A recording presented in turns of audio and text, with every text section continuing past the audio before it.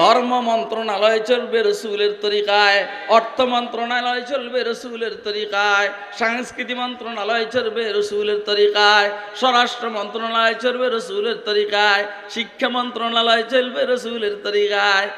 আর বাহিরের থেকে আমাদের মেয়েরা খেলার মধ্যে ভালো সুবিধা করার কারণে এদেরকে বঙ্গভবনে আর যমুনার মধ্যে কি বলা হয়, সুস্বাগতম জানানো হবে। বাংলাদেশের মুআজকে সারা তুরস্কের মধ্যে সারা দুনিয়াতে 1 নম্বর হওয়ার পরেও একে কিন্তু স্বাগতম জানানো হয় না। এটা রসুলের তরিকা নয়, এটা রসুলের তরিকা।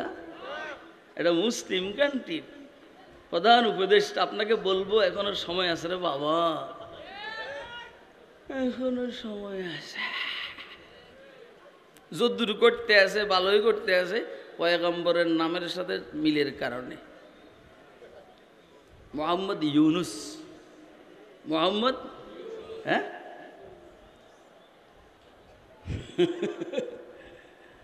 কি জানি আছে না একটা শের, সালেহ ওয়া হুদ মুহাম্মদ বা শুআয়ব নূহ লূত মুনসারিফ দাওয়া দিগর বাকি হামালা ইয়ানসারিফ। এই 6টা হইল মুনসারিফ, ইউনুস হইল গায়রে মুনসারিফ। অর্থাৎ 1 সওয়াব 2 সওয়াবের কায়েমকাম, 1 সওয়াব 2 সওয়াবের কায়েমকাম। বিদেশিদের সাথে বেশিরা সম্পর্ক রাইখা এদেশের ওলামায়ে কেরামকে বিগাইলে আপনি বিপদে পড়বেন।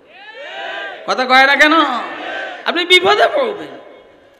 কোন দেশের প্রশাসন বিদেশের উপরে ভর করে দেশ চালাইতে পারে? এই দেশের সংখ্যাগরিষ্ঠ মুসলমান মানুষ, মুসলমান ইসলামকে মোহাব্বত করে, উলামায়ে কেরামকে মোহাব্বত করে, যারা বদ্দিনের সাথে সম্পর্ক রাখা রাষ্ট্র চালাইতে চায়, এরা রাষ্ট্র চালানোতে কামিয়াব হতে পারে? আমি বুঝাইতে পারিনি,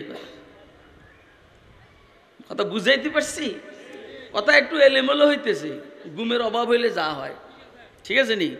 একজনে কইলে হইব, একজনে কইলে কি আমি নির্বাচিত হব নাকি?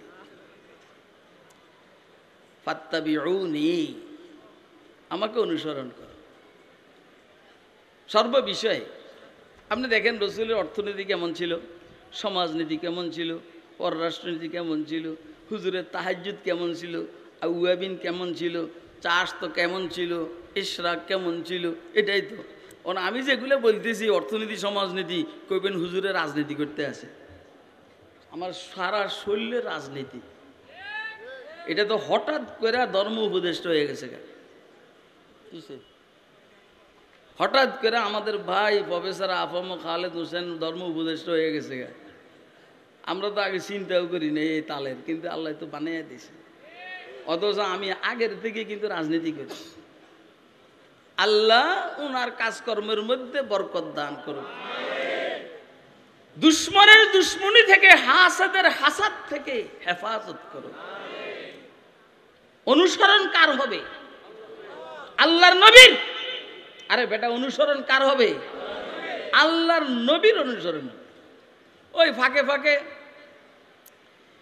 বিভিন্ন পূজা মণ্ডপে যায়, তো এখন আমাকে হেগেরা কয় যে এটা কি যায় আছে না কিছু? আরে বেটা, তুই তো ইমাম সাহেব না, তুই কি ধর্ম উপদেষ্টা? এটা তো ধর্ম উপদেষ্টা। আর এই দেশের বিরুদ্ধে কত ধরনের ষড়যন্ত্র, তো সেইখানে তো তাকে যাইতে হয়। যাইয়া কি ইসলামের বিপক্ষে বলে কিনা সেটা দেখার বিষয়।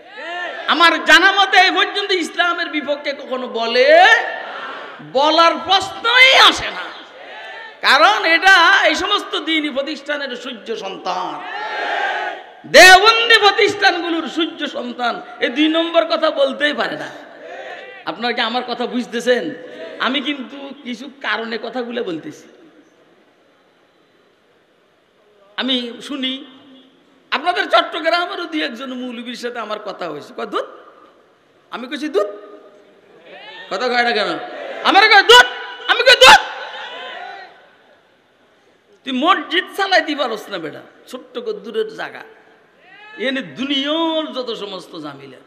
আর একটা বাংলাদেশ, সুবহানাল্লাহ, এটার উপরে সারা দুনিয়ার বেঈমানদের নজর। আল্লাহ যে তারা এখনো টিকে রাখছেন, এই জন্য দোয়া করার দরকার। বলেন আল্লাহ তুমি হেফাজত করো। সর্বশেষ মুহূর্ত পর্যন্ত নিজের পদের মধ্যে টিকিয়ে রাখার তৌফিক দান। এবং আমি আপনাদের কাছে একটা আহ্বান করব, যখন শেষ হয়ে যাবে, ওনাদের মেয়াদ যখন শেষ হয়ে যাবে, আমি আপনাদের কাছে আবদার করব, উনি দাঁড়াইতে হয়তো চাইবে না, আপনারা ওনাকে জোর কইরা কোন এক নির্বাচনী এলাকা থেকে সাংসদ বানাইয়া আপনারা ডাকাতে পাঠাবেন। তৈরি আছেন ইনশাআল্লাহ? কে কে তৈরি আছেন? হাত উঠে দেখেন মেহরবানি।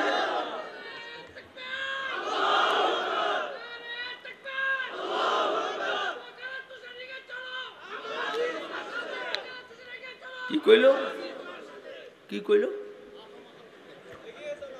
আপমো খালেদ হোসেন কেন ওয়াজ করি আমি, আর আপমো খালেদের নামে স্লোগান দেয়, কেরম লাগে আবার কোন ওয়াজ করি আমি, কবি আমার কথা যে আপনি আগে আছেন, আমরা আছি আপনার পিছনে বাস দিবেন লেগে।